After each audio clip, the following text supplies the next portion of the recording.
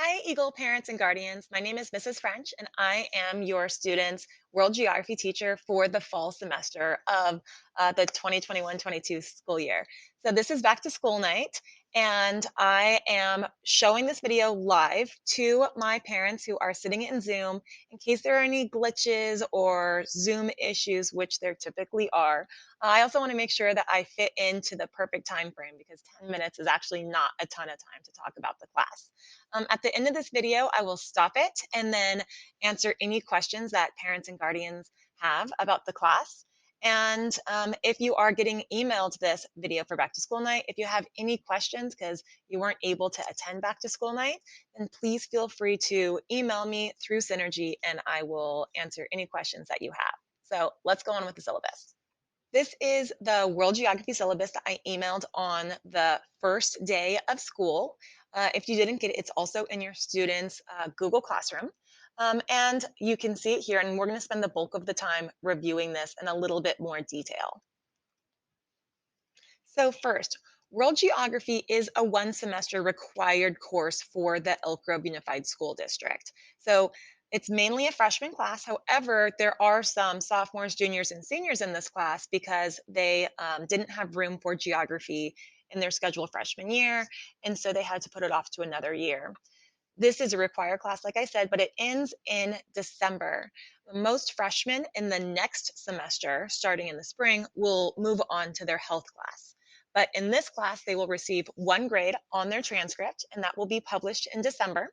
And in this class, we examine the distribution, characteristics, and contributions of world cultures, along with physical geography, map skills, analysis of standard of living. We will discuss about the role of being a global citizen. We'll talk about contemporary issues. And a lot of the things that we will talk about in class, I know ahead of time, I have them planned. However, as certain events happen in the world, and unfold, we will bring up a ton of current events and examine them through a geography lens. For example, how does the theme of geography movement, how does that apply to what's happening in Afghanistan and bordering Pakistan at this moment? And so we'll look at immigration issues through the lens of movement. We'll look at the lens of human interaction with the environment as we examine oil in the Niger River Delta. So I really want to make this class as applicable as possible and allow the students to learn and really appreciate what's happening in the world. Let's look at this computer right here. It is a school as well as a class expectation that students bring their fully charged Chromebook to class every single day. While we are in this class, students will utilize Google Classroom. They'll use Turnitin.com as they turn in written assignments or typed reports. They will all have a presentation in this class, if not multiple presentations. I really strongly believe that public speaking is a skill that especially freshmen really need to enhance. And they'll be working in, of course, their Google Drive.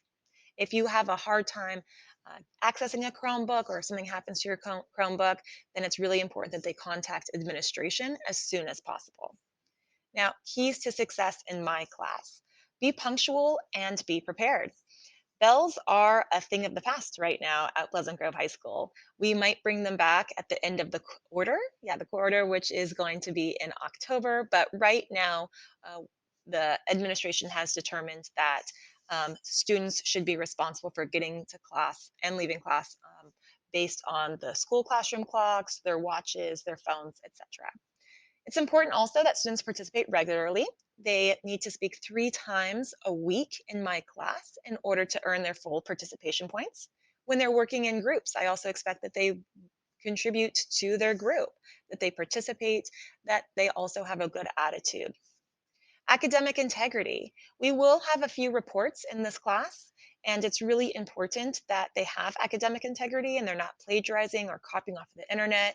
It's really important that they're not sharing their work with other students or asking students to share their work, unless, of course, the student has specific permission. And there will be times when I will ask one student to share their notes with another student, and that's not considered plagiarism. However, if a student is copying off of somebody's test, if somebody is copying off of homework specifically, or an essay or a writing assignment, they will earn a zero and visit to administration. Now, about the content. Geography follows the Common Core standards that you can find at corestandards.org. And in these Common Core standards, specifically for ninth grade, we will compare and contrast. We will look at change over time. These are specific, like history skills. Also, as far as the content goes, our textbook is very, very dated. I don't know what is older, your student or the textbook. Last year, we were supposed to go through a piloting program where textbook companies sent geography teachers textbooks and we evaluated them and chose one. But because of COVID, that kind of got thrown out the window. So the district is hoping that this is our pilot year. So there is a textbook that your student checked out this week from the library, but chances are we will be piloting and examining a variety of different textbooks this school year. So keep a heads up for that because that's really exciting information. The grading scale in the bottom right, you can see here that classwork is 30%. Mainly for the classwork, we have an opener that we spend 5 to 10 minutes on at the start of every class. We lecture for about 20 to 30 minutes in class, and in that, students will be taking notes, and that is a large part of their classwork.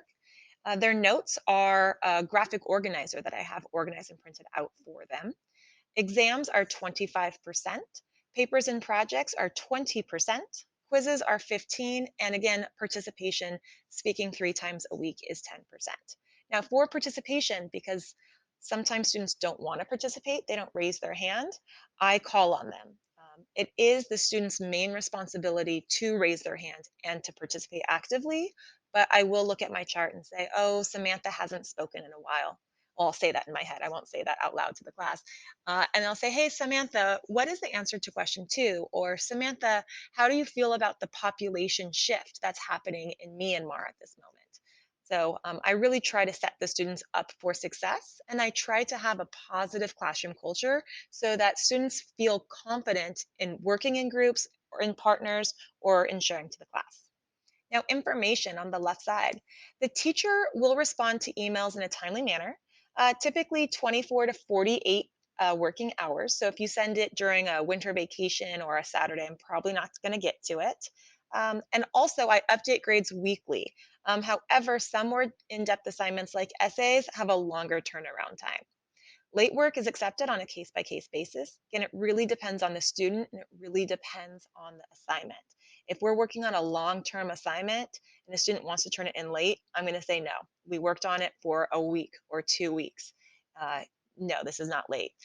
If a student had been working on something very diligently for 2 weeks and I was looking at everything that they were doing and they just didn't finish one piece and they usually get things on time, then that will be a conversation I'll have with that particular student.